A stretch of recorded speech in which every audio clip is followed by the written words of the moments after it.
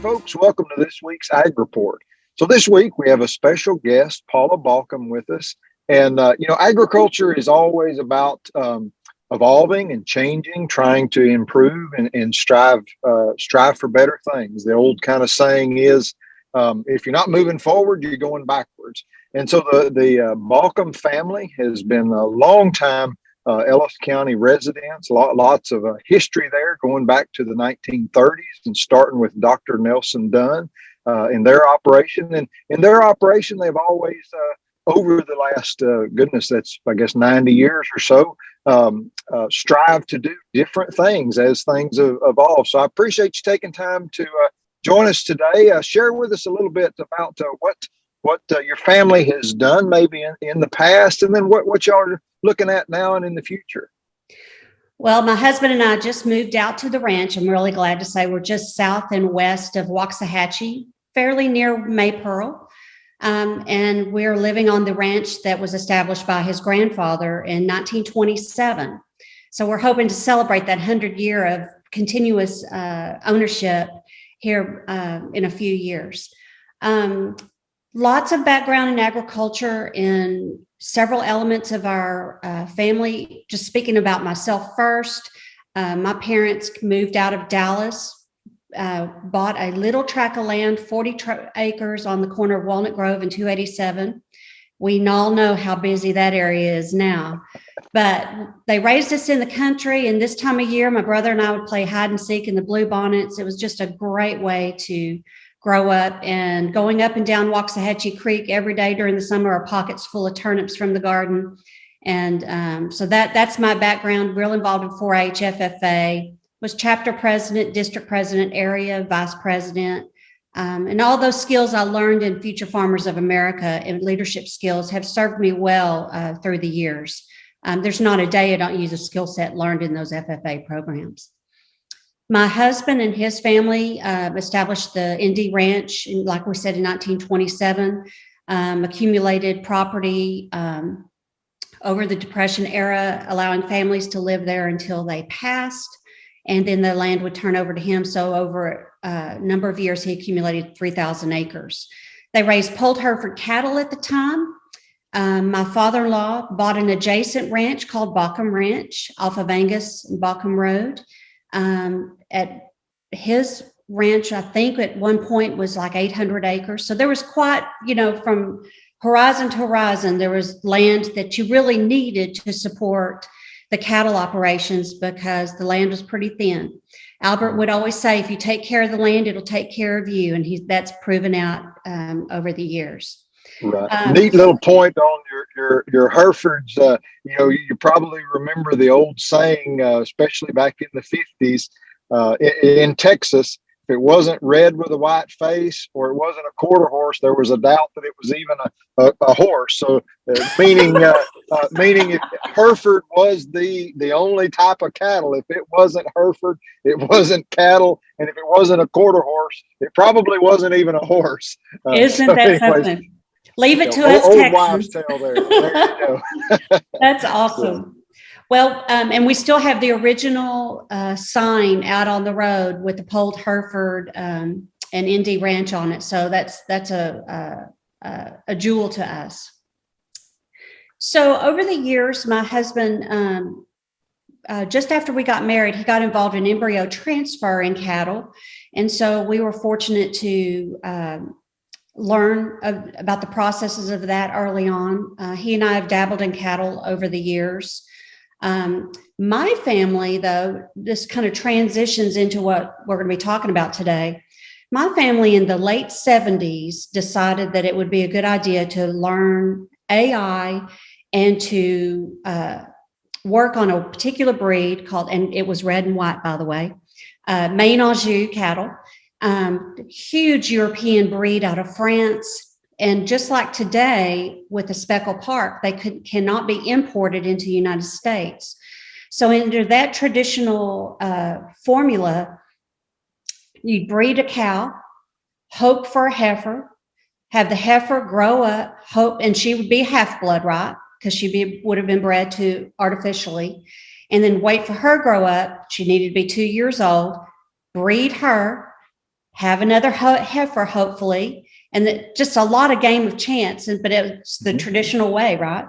And so at one point when I got into, I would say I was a sophomore in high school, I had what was considered a purebred, but it's not, it was only 7/8. And she was black as any black cow you'd ever saw. She's gorgeous. Showed her in Fort Worth and Dallas. And it was one of those things we all look back on, right? I was offered $10,000 for her, but she was going to be our breeding stock. And so we said no. And boy, we wish we had taken that. But we eventually built a herd of purebred Maine Anjou cattle.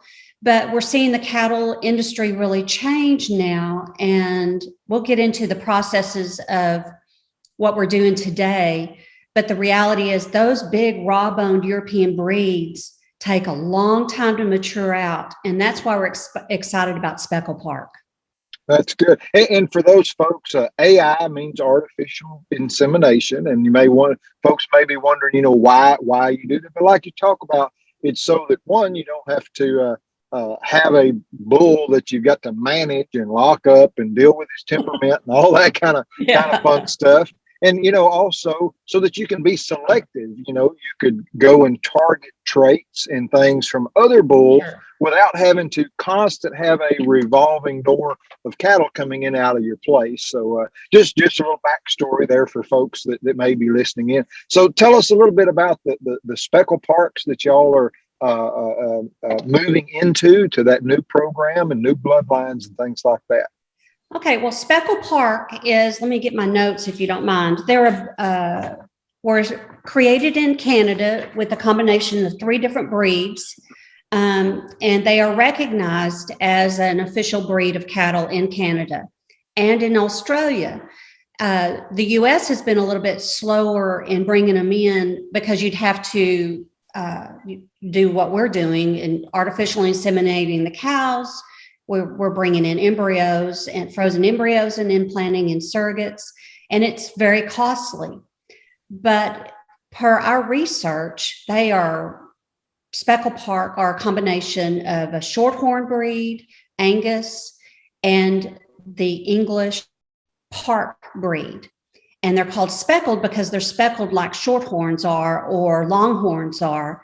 And they're typically have a black blanket with a white speckling, or they're white with black speckling.